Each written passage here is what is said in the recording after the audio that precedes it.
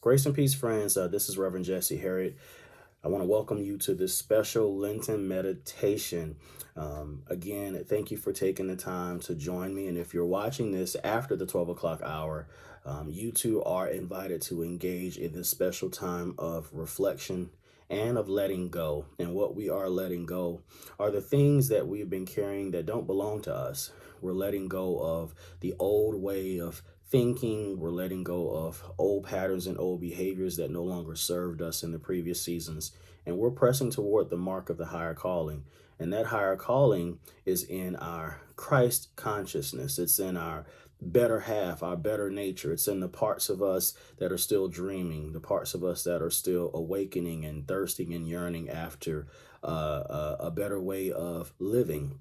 It's that quality of life that's been calling you forward your whole entire life, where you know you can do better, you know you can do more, or you know you can do less.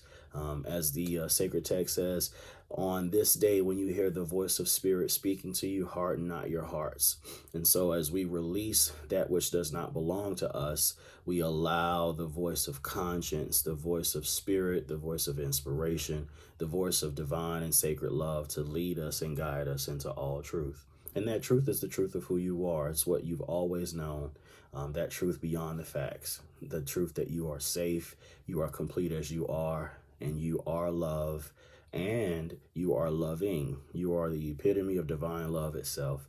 And that affirmation of love supersedes all of your personality quirks, all of the things that people have said about you.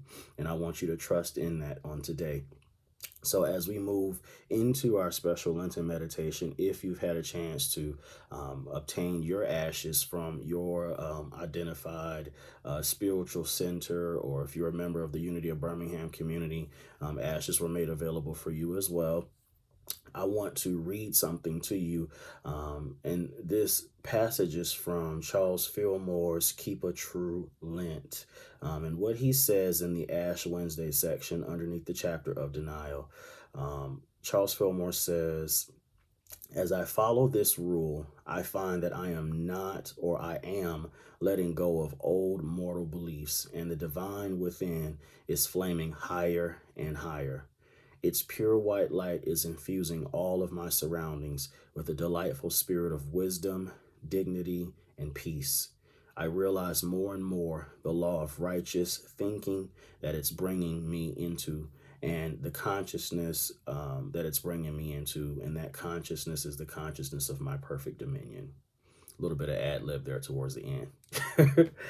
Another part that I want to close with, and he closes with this section, and it's so beautiful. He says, in the spirit of divine love, I affirm, forgetting the things that are behind, I realize I am strong, positive, powerful, wise, loving, fearless, free spirit. I am God's perfect child. And so it is. And that is a wonderful, wonderful closing affirmation to that section. And so if you have your ashes at this time, dip your finger in them.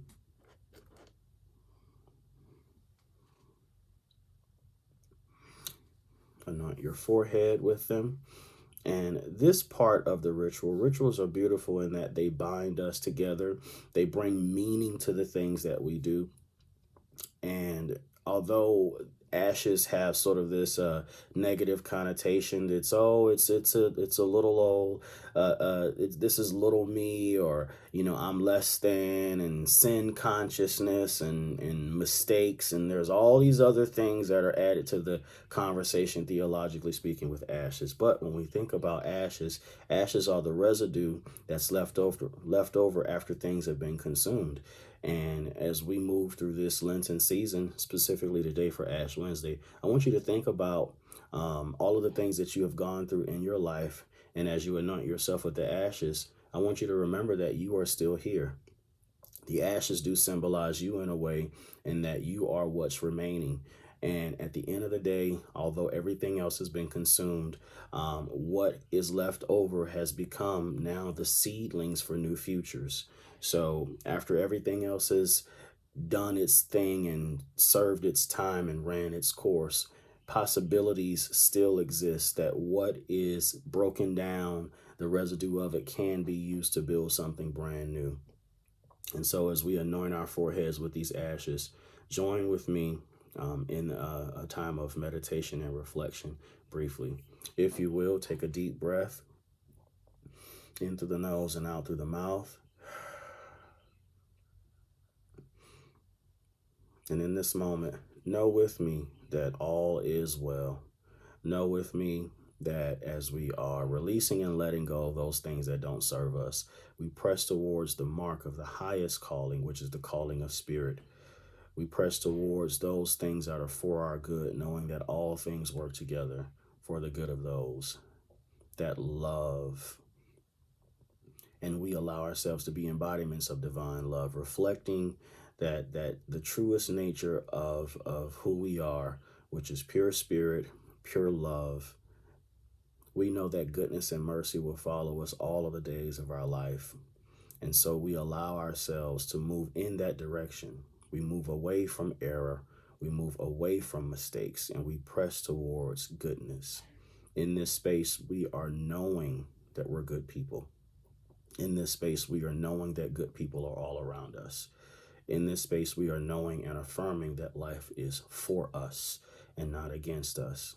And so we press towards that realization. We press towards the affirmation that life is affirming, and we deny everything that would be life denying. We deny everything that would be mistake consciousness, error consciousness.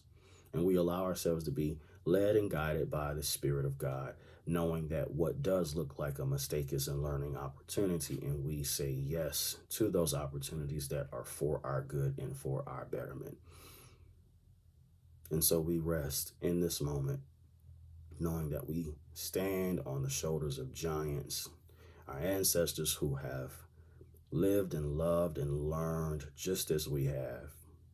And so as we close this prayer and affirmation, we say yes, and we are grateful for this and so much more.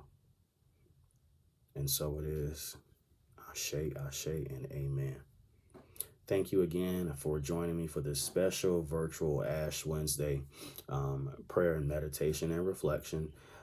Again, if you are looking for a spiritual home and you are in the Birmingham, Alabama area, please join us on Sunday mornings at 11 a.m. Central Standard Time in person in the Highland Park area.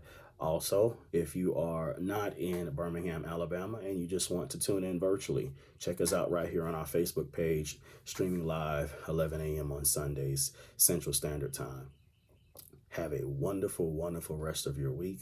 Go forth and prosper, knowing that all things are working together for your good. Peace and blessings, and I'll see you next time.